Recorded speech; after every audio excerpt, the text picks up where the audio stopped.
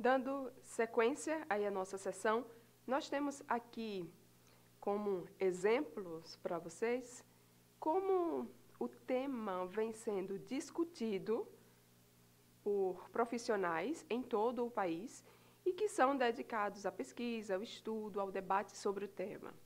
Nós temos aí, por exemplo, eventos que são coordenados pelas universidades e por outras entidades, a exemplo da OAB, né, a Ordem dos Advogados do Brasil, né, intitulado Roda de Conversa, Violência Sexual contra a Mulher, que ocorreu aí no estado de Sergipe. Temos outro exemplo, como o primeiro seminário multidisciplinar sobre abuso e exploração sexual de crianças e adolescentes, feito pela Universidade Federal do Amazonas.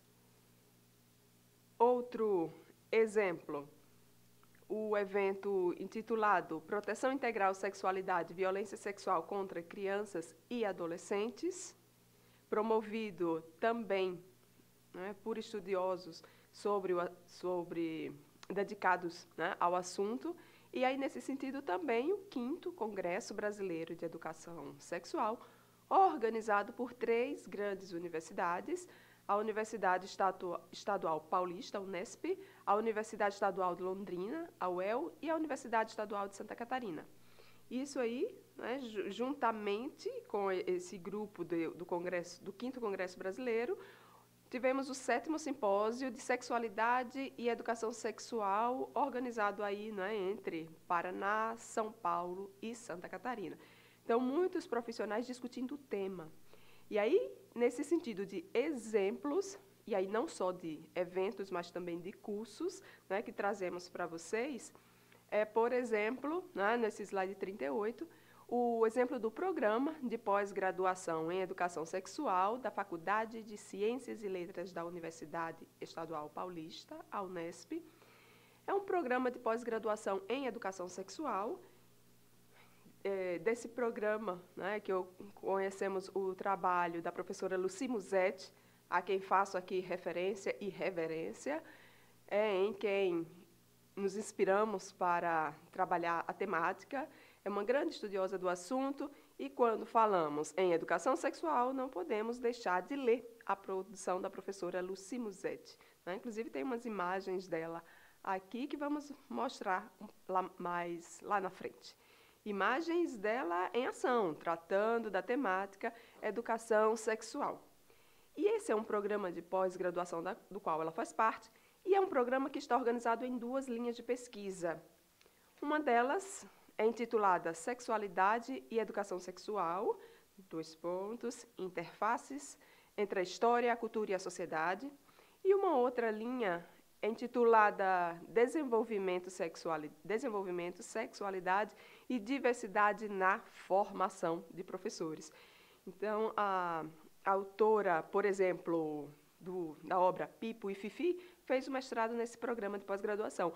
E é o resultado do trabalho dela, né, que foi materializado naquela produção direcionada para crianças pequenas, para que possamos trabalhar a temática com crianças pequenas. E temos outro exemplo aí, né, de um curso mais pontual, não é como um curso de pós-graduação estrito sensu, como o da Unesp, mas é um curso também que trata do tema, tem uma carga horária muito menor, já que é um curso pontual, é um curso de capacitação, que é um curso de 60 horas que foi ministrado no ano de 2016 pela Nova Escola. Tá? É um curso online, educação sexual, começa na infância. Portanto, sexualidade infantil do 0 aos 6 anos. Ok? É um curso online, todos nós podemos fazer. E aí outros exemplos de tantos eventos que são organizados pela Unesp, né, de São Paulo, pela UFBA, a Universidade Federal da Bahia, a Universidade Federal do Goiás, também realizando eventos sobre o assunto. E mais adiante, né, nós temos exemplos de livros.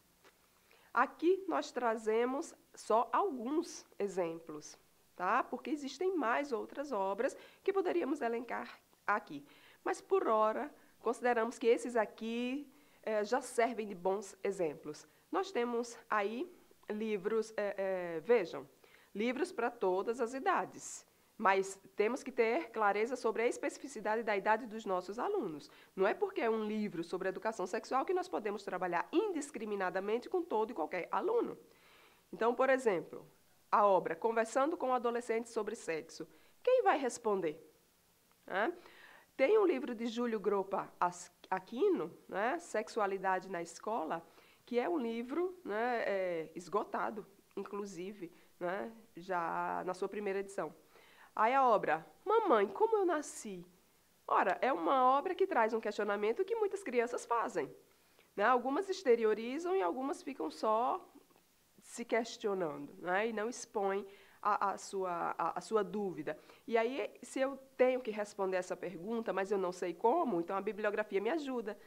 Né? Então, eu não vou dizer que o menino veio, né, caiu de paraquedas. Não, isso não vai resolver. Ele vai continuar com a dúvida. Ah, mas eu não sei como responder. Então, a bibliografia me ajuda. Tá? Então, quais as diferenças, né, entre meninos e meninas? Educação sexual na sala de aula. Mamãe botou um ovo.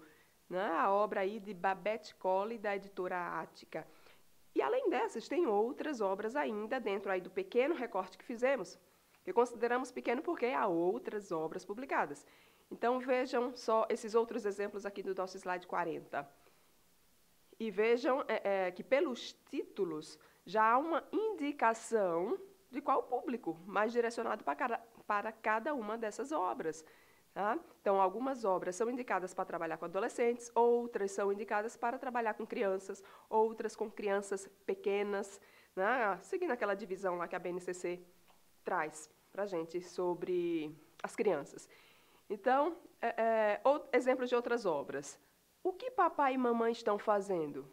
Ora, eu não sei. Então, deixa eu ver como é que poderia ser respondida uma questão como essa. Como é que os autores dessa obra, né, os organizadores dessa obra, tratam a questão? Vejam também esse outro livro, De Onde Vêm os Bebês.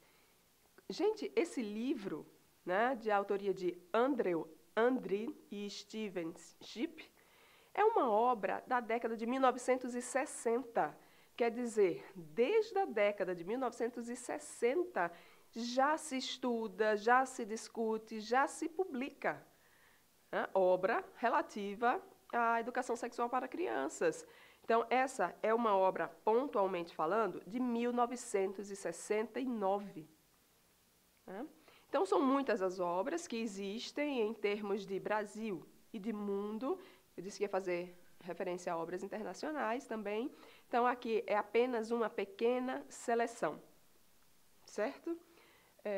E aí, o que está acontecendo comigo, rosa, azul, nem tão rosa, nem tão azul, né? E Aparelho Sexual e Companhia, né? Que é o livro aí preferido do então deputado, né, nessa ocasião aí expondo, inclusive, a obra na bancada do Jornal Nacional, tá? A obra Aparelho Sexual e Companhia. Esse livro é apenas um exemplo, portanto, né, de livro, de obra que trata sobre o assunto. E aí eu me refiro a essa obra como a preferida, porque parece que só existia essa obra, né, e que só existia essa obra no Brasil, né, porque tinha gente que só pensava nessa obra, só falava nessa obra. Inclusive a autora, né, a Helene Brulé, ela agradeceu, né, a grande divulgação que foi feita aí da sua obra no Brasil. Né?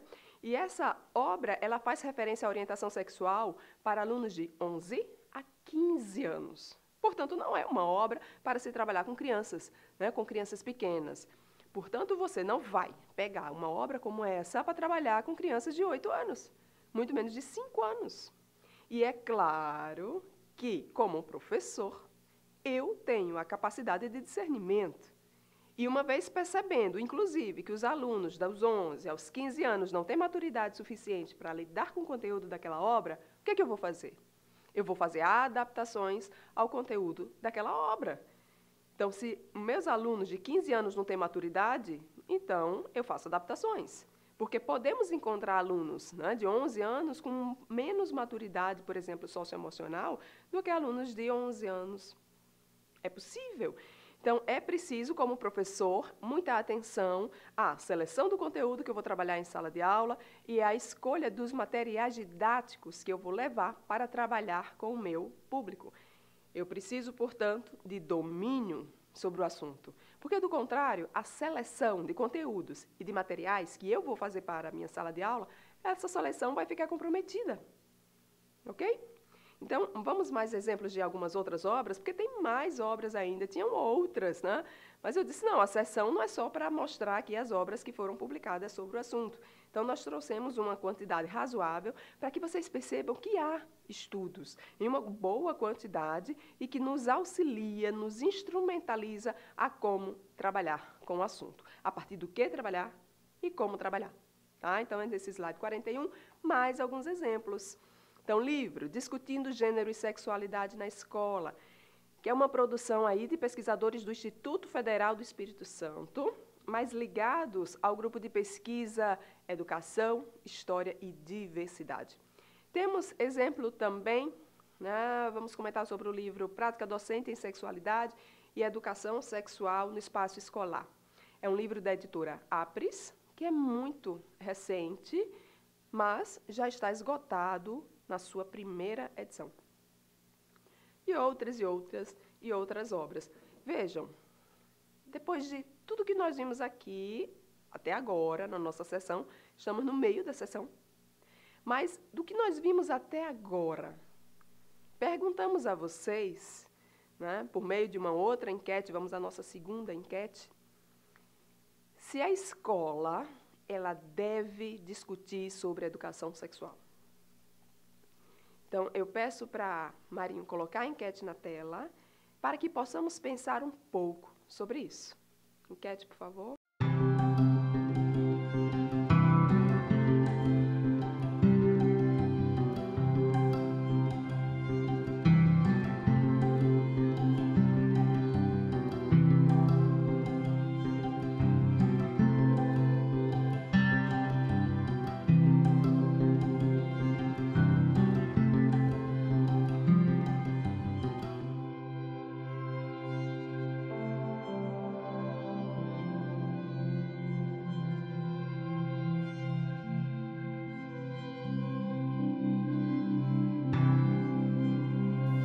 A escola deve discutir sobre educação sexual? Tem alguém que diz que não? Bom, pelo menos fora da escola tem muita gente que diz não. A escola não tem que discutir educação sexual. Escola não é lugar para isso. Tem gente que discute isso, sobretudo aqueles que estão fora da escola ou que não entendem nada de educação. Nesse slide 43, né, e aí lembrando, tem muita gente que diz que não tem que se trabalhar educação sexual na escola. Por quê? Porque quem ensina sobre sexo é papai e mamãe. Então, é isso que alguns defensores do não tratamento da educação sexual na escola defendem. Mas aí nós somos obrigados, e aí eu não vou fazer comentário sobre isso, né, em relação à nossa enquete, até porque eu espero que possamos discutir muito isso no nosso encontro presencial. Então, em vez de comentar, nós trazemos para vocês algumas indicações de reportagem. Vejam, quem se coloca contra a educação sexual, o tratamento da educação sexual na escola, é porque defende que isso é coisa de família. Tá? E aí eu não vou entrar nem aqui no mérito, né, da estrutura de algumas famílias brasileiras, certo? Mas aí, em um curso de formação de profissionais de educação, nós temos que perguntar, a escola tem que discutir educação sexual? Pensando, né, e aí, na possibilidade de ouvir um não, nós somos obrigados a apresentar algumas situações criminosas ocorridas no âmbito da vida sexual e marcada, né, e, claro, pela violência. Então, quem ensina sobre sexo é papai e mamãe? Então, como diz o nosso slide aí 43, então, diz isso para a menina de Rondônia que foi estuprada dos 11 aos 14 pelo pai, que justificava os abusos como sendo uma troca pela comida e pela roupa que ela vestia. Quem ensina sobre sexo é papai e mamãe?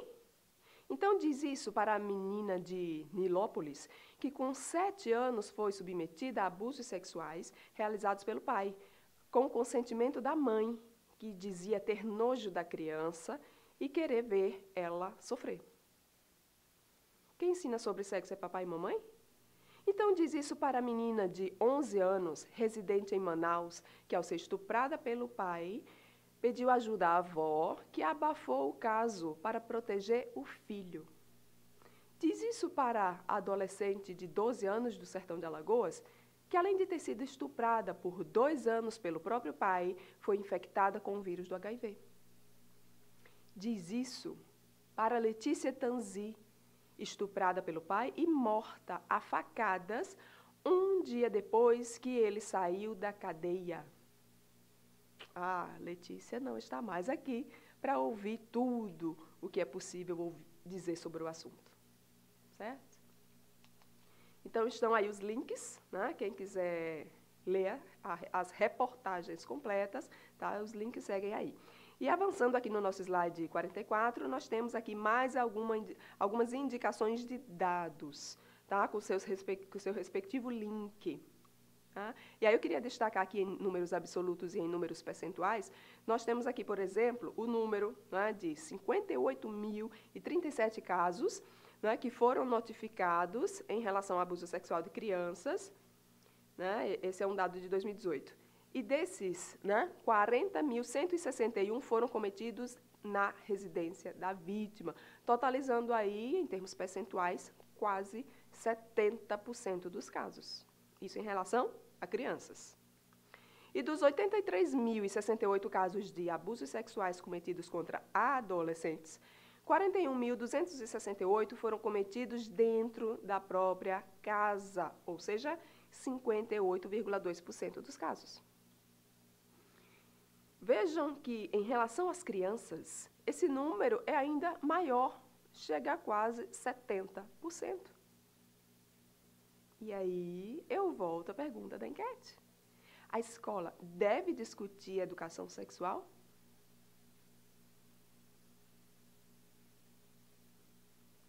Vamos para frente? Então, vamos para frente, seguindo aqui, né, pensando em razões pelas quais a escola deve abrigar programa de educação sexual. Tem um livro, gente, intitulado A Face Oculta da Escola. É um livro de Mariano Enguita. Qual é a questão base do livro? A questão, que é uma pergunta, né, é o que tem de tão importante na escola? Porque, vejam, depois, né, de construir uma igreja, um presídio, o que é que se constrói logo em uma determinada localidade para que ela se organize como comunidade, como vila, como cidade, como município?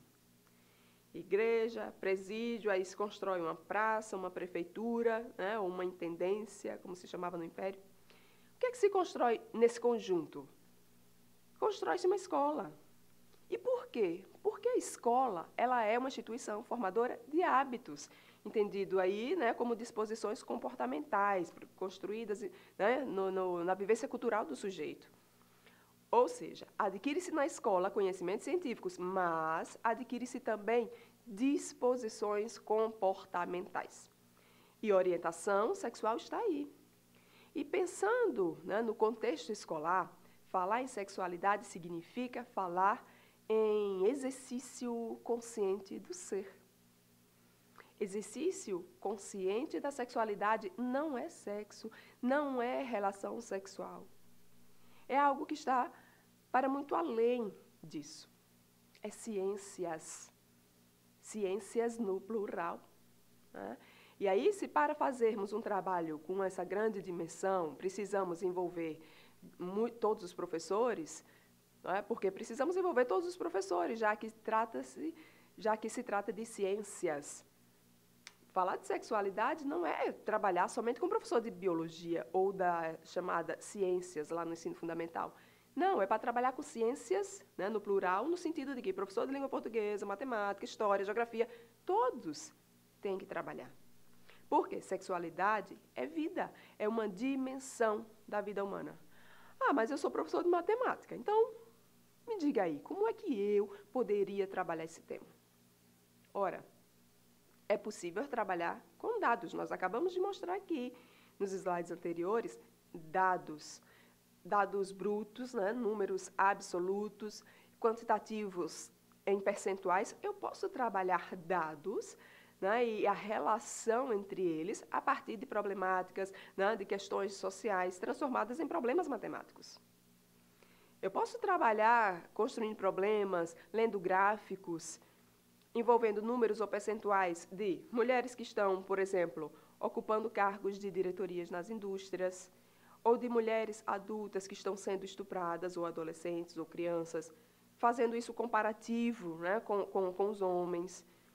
Posso trabalhar dados relativos à gravidez na adolescência, né, ou mulheres assassinadas em crimes passionais, mulheres que atuam na ciência, né, o lugar da mulher da ciência no mundo e no Brasil.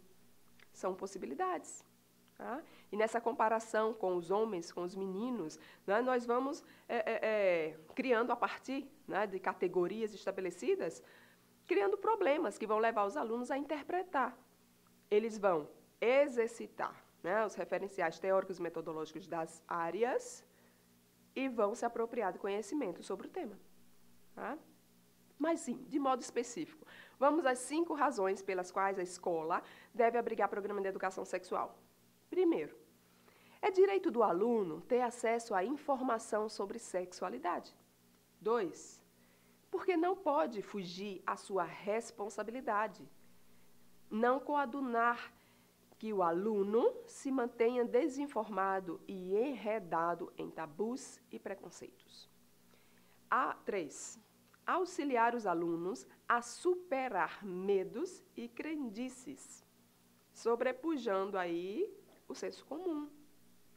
4, ajudar na formação e informação dos alunos. Isso significa formação das suas opiniões, dos seus conceitos.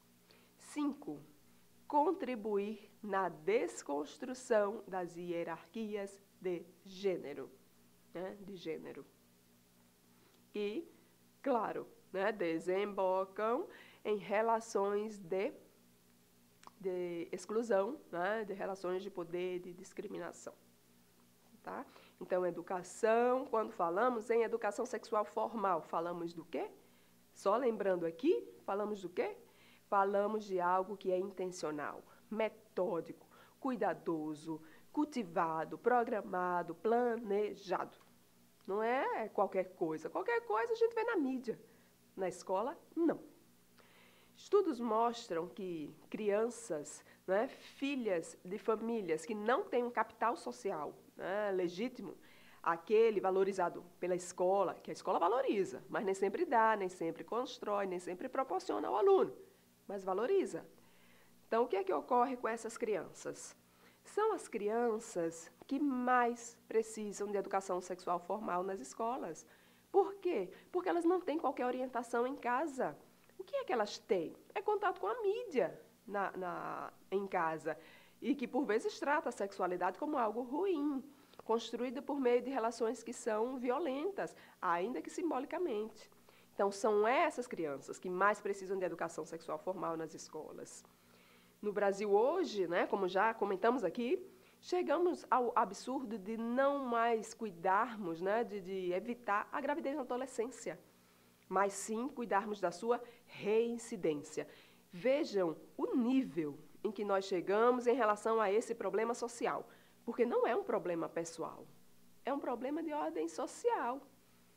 Afinal de contas, nós vivemos numa sociedade democrática, né, na qual nós somos cidadãos sociais. Né? Então, nós não cuidamos da gravidez na adolescência, né, cuidamos da sua reincidência, considerando que é um problema de saúde pública, que é um problema social. Pensemos nisso aí. Tá?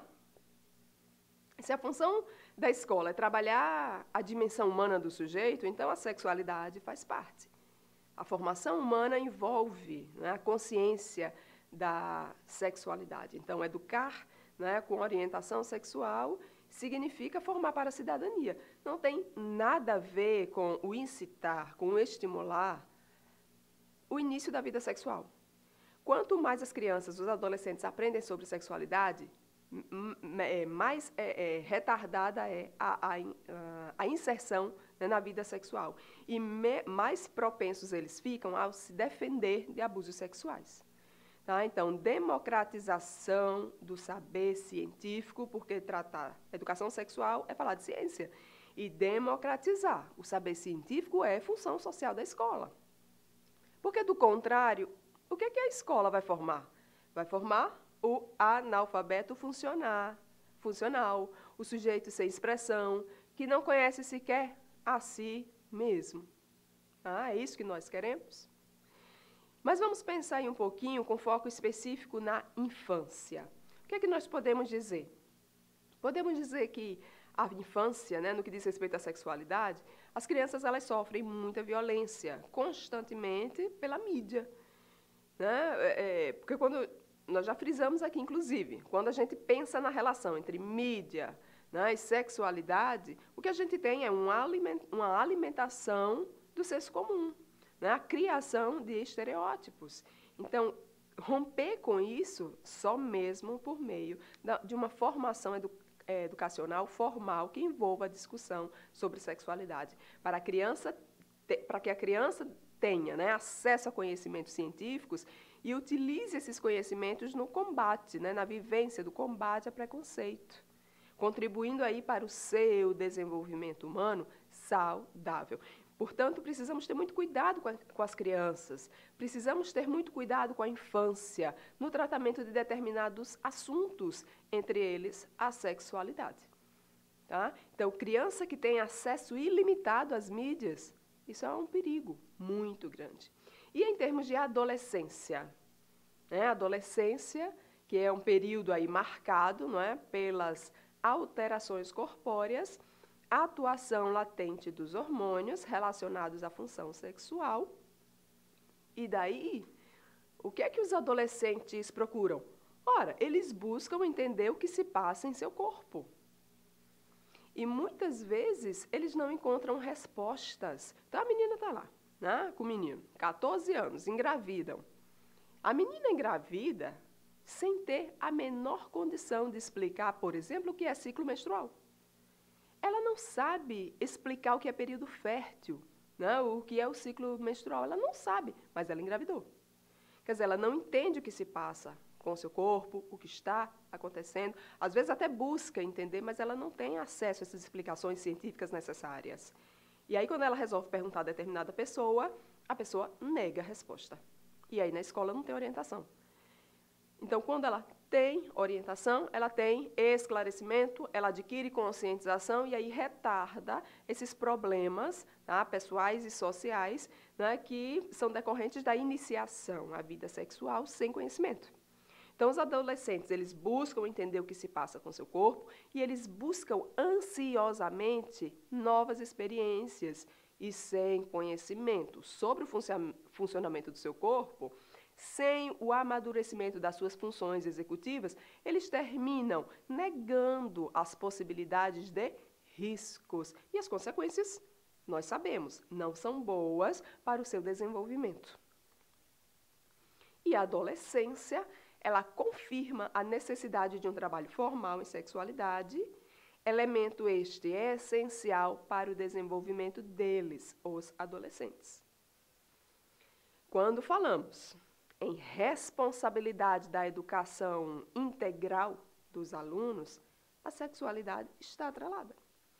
Quando falamos em promover formação e informação, significa dizer que pensamos na educação sexual como um veículo, né, para sobrepujarmos o senso comum.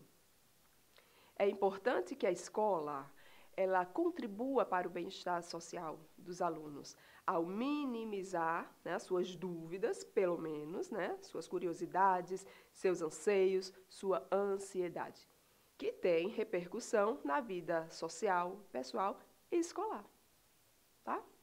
E tudo aquilo que pudermos fazer para combater preconceitos, é preciso que seja feito. Por quê? Porque preconceito é uma violência. Ele leva o sujeito a um processo de silenciamento. Avançando, vamos retomar aqui um pouquinho mais sobre os parâmetros curriculares nacionais. Aqui nós trazemos um exercício de síntese, não é? Mais um exercício de síntese sobre o assunto, aí com base nos parâmetros, já que a base, né, a BNCC, ela silencia sobre o assunto. Né? Ela silencia mais do que qualquer coisa. Então, os alunos, ao final do ensino fundamental, eles devem estar aptos ao quê? Né, em relação à sexualidade? Eles devem estar aptos a respeitar a diversidade de valores, crenças e comportamentos relativos à sexualidade, que eles possam compreender a busca do prazer como um direito, devem estar aptos a identificar e repensar tabus e preconceitos referentes à sexualidade, evitando comportamentos discriminatórios e intolerantes. Devem estar aptos a reconhecer como construções culturais as características socialmente atribuídas ao masculino e ao feminino, posicionando-se contra discriminações a eles associadas. E devem estar aptos também a identificar e expressar seus sentimentos e desejos, respeitando os sentimentos e desejos do outro. Olha que beleza, né? Se isso ocorresse, se isso fosse uma realidade. E é papel da escola, segundo os parâmetros que são do século passado. Ainda nesse exercício de síntese, os alunos do ensino fundamental devem estar aptos a outras coisas, como, por exemplo, reconhecer o consentimento mútuo como necessário para usufruir prazer numa relação a dois. Ok? Então, não pode só um querer, o outro não consentir e terminar cedendo. Não, isso é violência. Então, é preciso que haja consentimento mútuo. Eles precisam estar aptos também a proteger-se de relacionamentos sexuais coercitivos e exploradores. Entram aí os chamados comumente de relacionamentos abusivos, né, que são altamente destrutivos.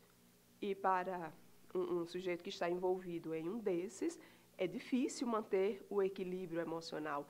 Perde-se muitas vezes, é difícil recuperar, tem-se muitas vezes muito trabalho, né, para se recuperar emocionalmente.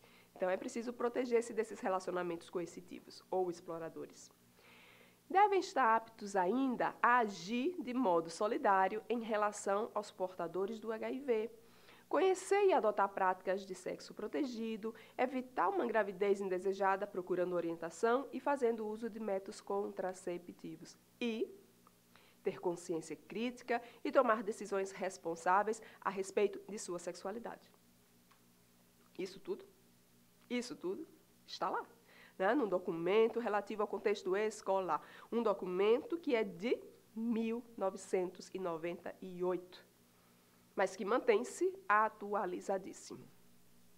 Certo? Então, quando falamos em evitar a gravidez na adolescência, ter consciência crítica, né, agir de modo respeitável, estamos pensando que a sexualidade ela tem relação, se mal orientada, ela tem relação com problemas de saúde.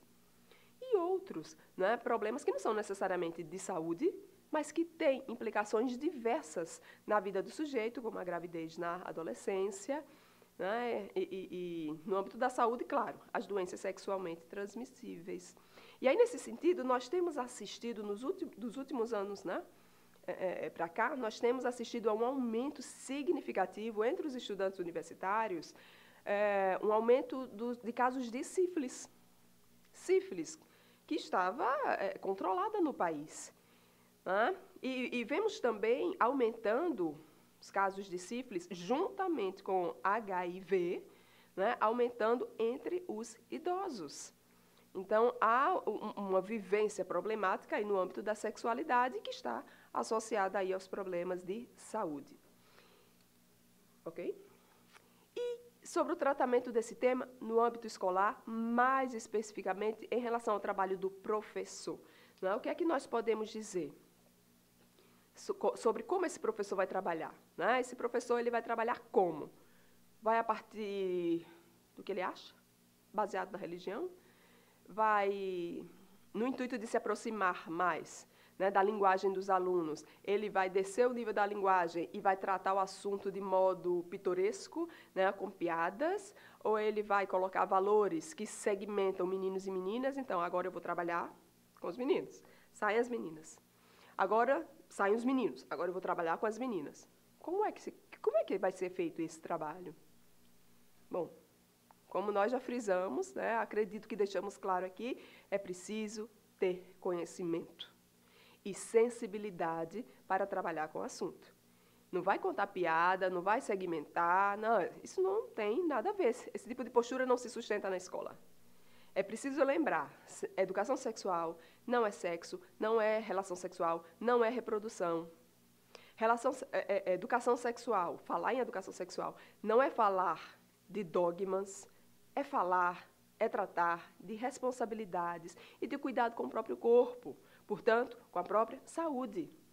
É claro, vai se discutir em algum momento, a depender do público, vai se discutir sexo seguro, né, métodos contraceptivos, mas isso depende do público com o qual você vai trabalhar.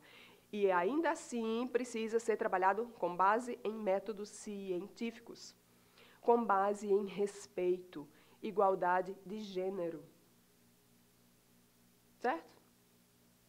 Ou seja, veja, estamos falando do professor, chegando no trabalho do professor junto com seus alunos. E aí vem a pergunta, educação sexual, quem implementará esse trabalho? O professor, o docente. Porque, vejam, é como o pai, a mãe, o avô, o cuidador. O professor, mesmo que ele não queira, ele é um educador sexual. A maneira como ele olha, a maneira como ele fala, a maneira como ele ensina, a maneira como ele silencia. Porque o silêncio também ensina. A maneira como ele silencia sobre o assunto também ensina. Ele está o quê? Dizendo ao aluno que aquele assunto é proibido. A maneira como o professor, né, como a professora se porta diante do mundo, ensina sobre sexualidade. Certo? E aí, pensando em parâmetros curriculares nacionais, né, pensando com base na literatura científica sobre o assunto, o que é que se tem acerca da figura do professor? Qual a conclusão maior a que chegamos? Chegamos à conclusão de que é essencial que os professores sejam preparados para tratar os diferentes assuntos relacionados ao tema. Porque quando falamos em sexualidade, não falamos de um assunto, falamos de diferentes assuntos. Sexualidade é o tema, não é o assunto. São vários assuntos que vão compor o tema da sexualidade. Então, o professor, nesse sentido, tem um papel importante. Então, sua postura diante dos alunos, diante do mundo, vai ensinar sobre sexualidade. E, é claro, para fazer um trabalho mais sistemático, com diferentes públicos, ele não pode só saber sobre o assunto. Ele tem que saber como trabalhar o assunto. Daí a importância da formação, né? Papel do professor, postura do professor e processo de formação desse professor. Muita atenção a esse processo.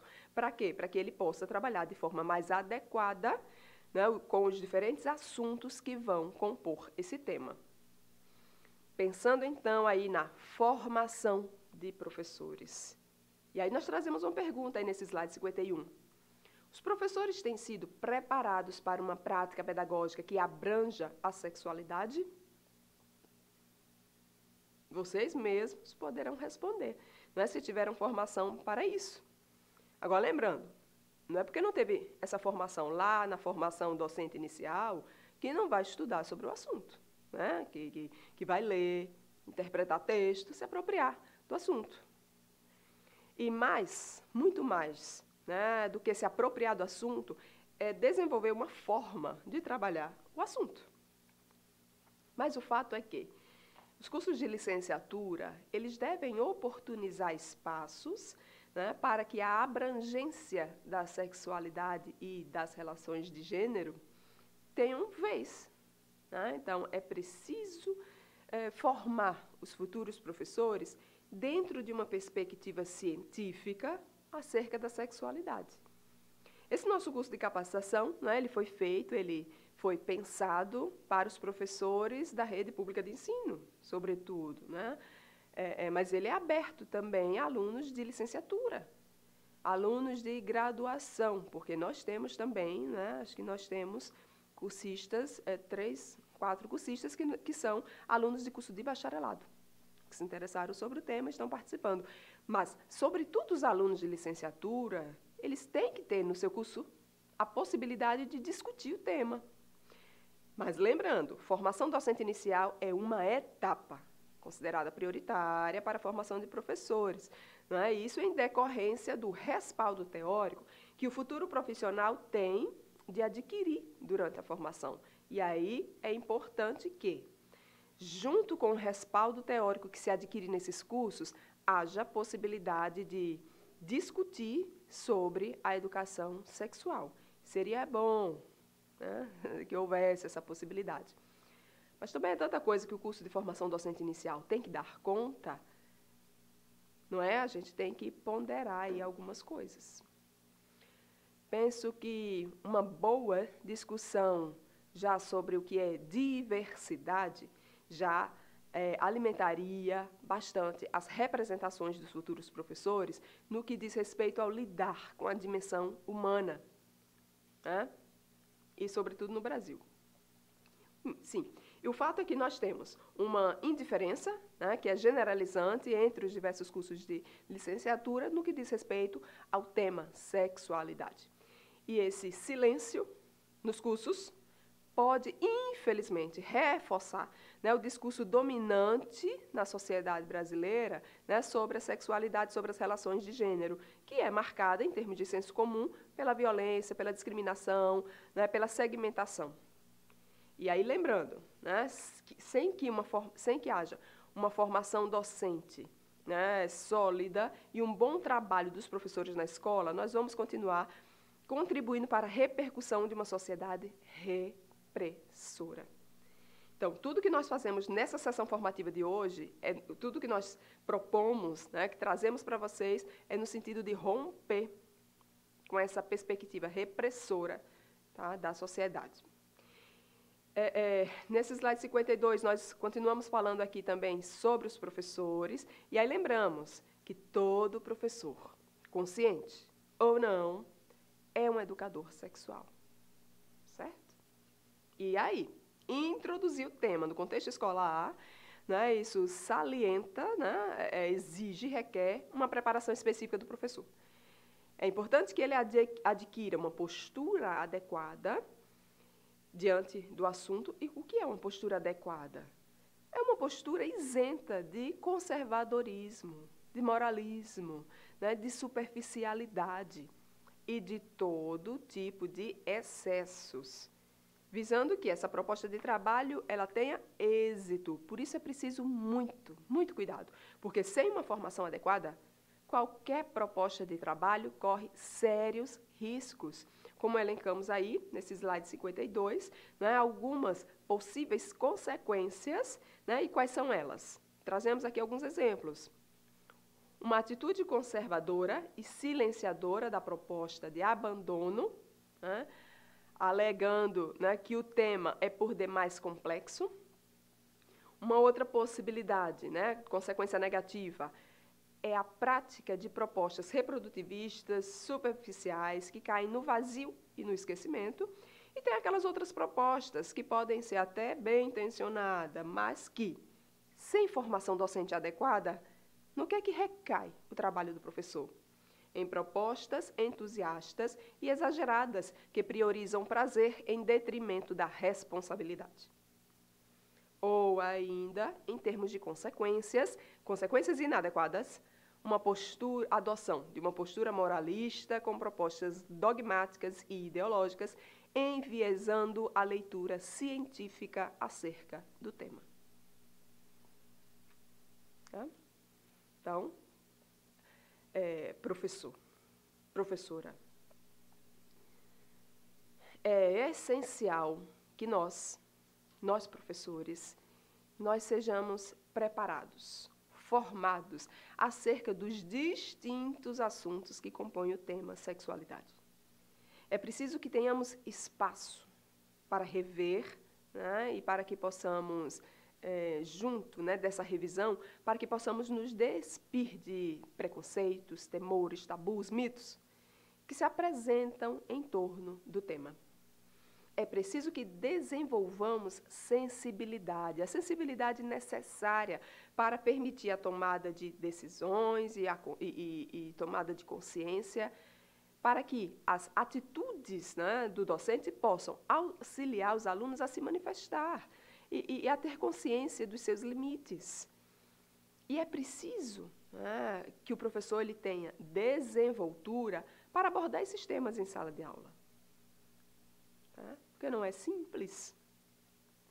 Não é de qualquer forma que você vai trabalhar. Como eu já disse aqui, né? Você sabe sobre o assunto, né? Afinal de contas, o professor é um adulto, né? Se for muito novinho, tem o quê? 25 anos? Né? 30 anos? Mas o professor tem 40, 50, 60 anos, ele sabe o que é sexualidade. Ele tem conhecimento. Pode ter conhecimento. Mas não basta ter conhecimento, tem que saber como trabalhar aquele conhecimento. Então, se você não tem o conhecimento do como trabalhar, pode, às vezes, até sem querer, terminar expondo a vida sexual dos alunos, ou a sua própria vida sexual. Então, muito cuidado ao trabalhar com o tema. Então, domínio de conteúdo, sensibilidade, para saber como lidar com o tema, e planejamento. Tá? Então, avançando um pouco mais, pensando aí no papel do professor, na postura, na formação do professor, vamos pensar aqui no que diz respeito ao papel do professor. Então, muita atenção à relação de confiança entre alunos e professores, porque se não houver relação de confiança, os alunos não vão falar sobre o assunto. 2, confidencialidade sobre informações pessoais que possam ser facultadas pelos alunos. Portanto, atenção aos princípios éticos ao trabalhar com os alunos. 3, demonstrar disponibilidade e confiança. Do contrário, o assunto não será tratado de forma saudável, segura, competente e metódica. Tá? 4, informações adequadas do ponto de vista científico, porque se for para trabalhar à luz do senso comum, então o trabalho está dispensado. Tá? Não faz sentido. 5, debater os diferentes tabus, preconceitos, crenças e atitudes existentes na sociedade acerca dos assuntos de sexualidade. 6, respeito pelas opiniões dos alunos. Respeito, não é aceite. Não é para você seguir o que fulano diz. Você tem que respeitar, por ser um profissional da educação. 7, não emitir juízos de valor, nunca, porque daí você está rasgando toda a proposta de trabalho com a educação sexual na escola. Então, não emitir juízos de valor. 8, utilizar vocabulário adequado do ponto de vista pedagógico e técnico, porque, claro, os alunos vão trazer nas suas dúvidas, né, questionamentos, uma variedade, né, com uma criatividade, né, na utilização de determinados termos sobre o assunto, mas aí cabe ao professor, numa relação saudável de diálogo, trabalhar os termos técnicos, os termos do ponto de vista pedagógico científico. 9, abordar conteúdos adequados à faixa etária dos alunos de acordo com seus interesses. E 10, implementar a educação sexual sem precisar expor sua vida pessoal, tampouco a vida dos alunos. Então, muito cuidado na tentativa de falar uma linguagem mais próxima do aluno, para não terminar expondo o aluno. E aí, chegando aqui, né, estamos nos aproximando do tempo, né, do nosso bloco. Vamos fechar esse terceiro bloco comentando sobre a postura do professor. E aí é importante estarmos atentos às diferentes formas de expressão dos alunos. E daí é importante que estejamos atentos às perguntas que eles fazem, às curiosidades que eles demonstram, às brincadeiras e zombarias de cunho sexual, que muitas vezes, né, eles apresentam ali até como uma forma de externalizar as dúvidas ou dores que eles estão sentindo. Paródias de músicas que muitas vezes eles elaboram ou reproduzem. Aquilo ali demonstra alguma coisa, né, que há uma dúvida, um questionamento ali. E atenção também não é aos apelidos alusivos à sexualidade. Ali estão presentes relações de gênero, por vezes violentas, e que precisam ser trabalhadas na escola à luz dos conhecimentos científicos. Então, eles vão fazer paródias de música, eles podem construir textos sobre o assunto, mas eles estão construindo dentro da escola. Então, precisam ter uma orientação científica para aquilo ali, porque, do contrário, como eu já disse, a mídia, né, os diferentes veículos de comunicação estão aí, propondo aos alunos discussões sobre sexualidade, muitas vezes de forma muito violenta, dogmática.